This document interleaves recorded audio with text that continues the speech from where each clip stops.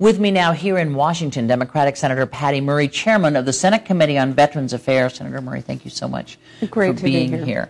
One of the things that is, I think, pretty astonishing is that we are seeing a 27% joblessness rate of young vets between the ages of 20 and 24.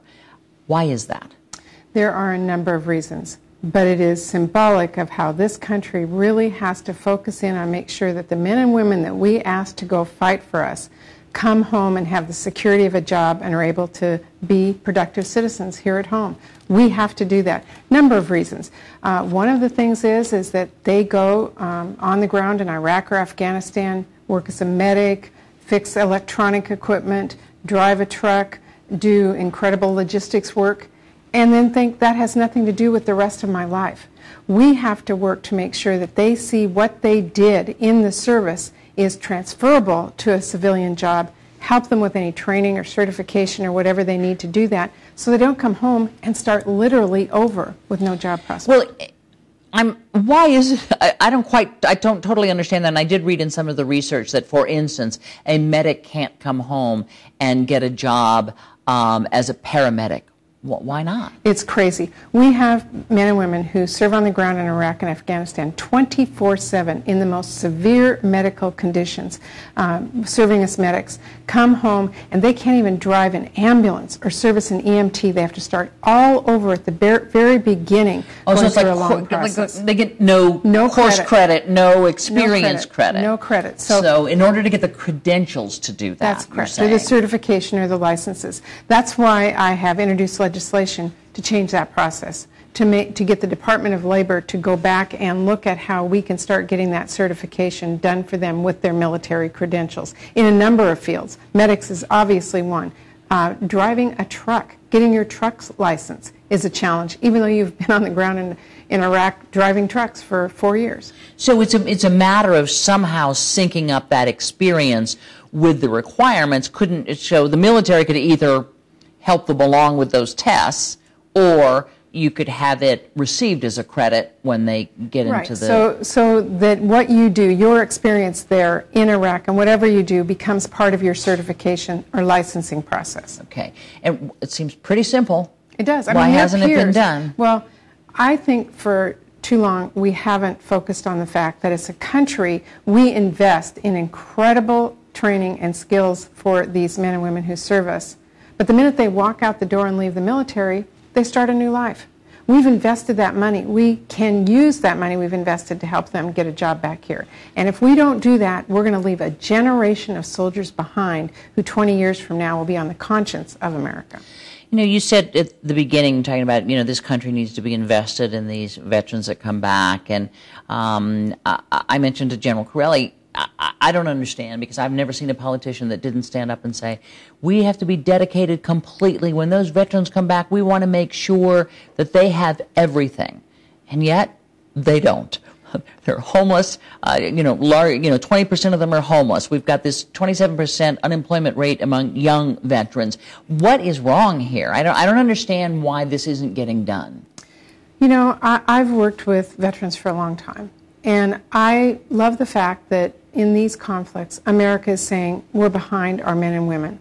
It's more than just words. It's making sure we're there for them. I have too many veterans who tell me they don't write on their resume that they're a veteran because they believe that employer will put their resume to the bottom of the stack. Why would that be?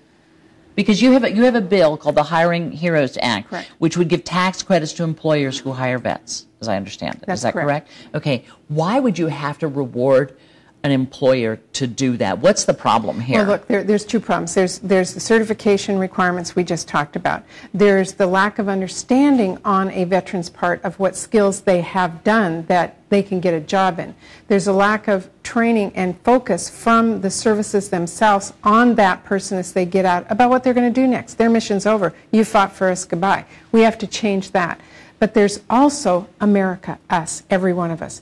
It is not enough to say, I support our men and women who fight for us. Each one of us, as a business owner, as a neighbor, as a friend, as someone who knows the family, have to say, what am I doing to make sure that if they need mental health, I help them get back into the VA or are there to support them. If they need a job, am I giving them a job? We have to go out of our way to take a step beyond our words today as Americans to show that these men and women, we appreciate the service they've given us. Similarly, there is another bill up there which I believe you support, perhaps you're its sponsor, forgive me if I don't know that, that would make job training or training to get a job a requirement inside the military before. That is part of my legislation. It's called Mandatory Transitional Assistance Program, or TAP.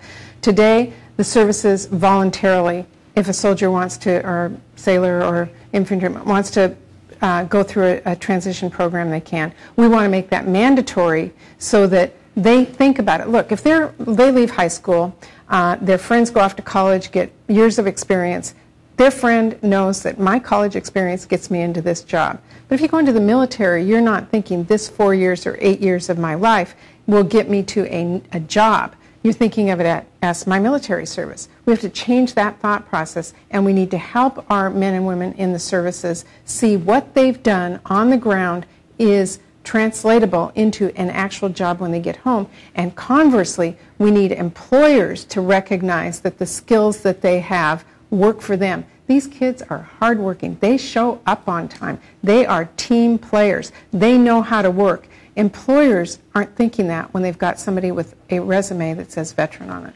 You know, and this is not frustration aimed at you, but I can sort of feel people listening going, I'm sorry, we've been at war for 10 years. We've had a VA. We've had people looking out for veterans inside the Department of Defense for however long, and it still seems so messed up. This is pretty common sense stuff. And I think there's a general feeling when you look at things like VA benefits, and you yourself have been a critic of the VA sometimes, where they wait months and months, sometimes years, to get any kind of decision out of the VA, when they can wait years to then go through the appeals process. Why is it so messed up? Well, there's a lot of answers to that question, but let me just tell you one thing. The number of suicides by military men and women and veterans is higher than the number of combat deaths in the current employment today. And where are we in that? And we as a country need to say, what is going on? I have been yelling and screaming about this. It is a number of things. It's mental health. Making military really work with our men and women while they're in the military, not to look at PTSD or mental health issues as something that we don't talk about, but as something that we can help someone with and work with them and accept it. That's an American problem. We need to make sure that they get the skills they need to get a job when they get out. We need to help them transition. And we as a country have to do more than mouth the words that we support our veterans. Each one of us has to say, what am I doing to support a man or woman who served my country? And equally, our country needs to look at it. We have invested in this person, and we have asked them to go to war for us. What are we doing with that investment when they come home? You probably could not find, I think, a better friend to veterans than General Shinseki, who now heads the VA, and yet we still hear the same horror stories about how the VA is overwhelmed. They don't have enough people, even though they've hired a bunch of people, thousands of people, to help process these benefits. So we are stuck with what seems like the same old VA that is not servicing these people that we've pledged to take care of. Why is that? Well, you know, bureaucracy and VA always go right together. And the VA itself has to look at itself as a organization that makes sure they're out helping our veterans. And they need to be honest with America and Congress about what the costs are of doing that.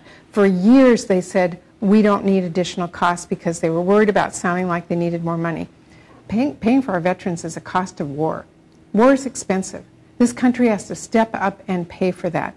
And in order to know what we need to do, our VA, the administration, any administration has to be honest with us about the costs. You can't process these complex cases that come before the VA unless you've got well-trained staff to do it. And they've got stacks and stacks and stacks of VA claims sitting there trying desperately with some good employees to get through them. They can't do it. They need to tell us what they need. They're understaffed and underfunded. And America needs to step up and pay for it. And, well, I was going to say, we're in budget cutting times. Right.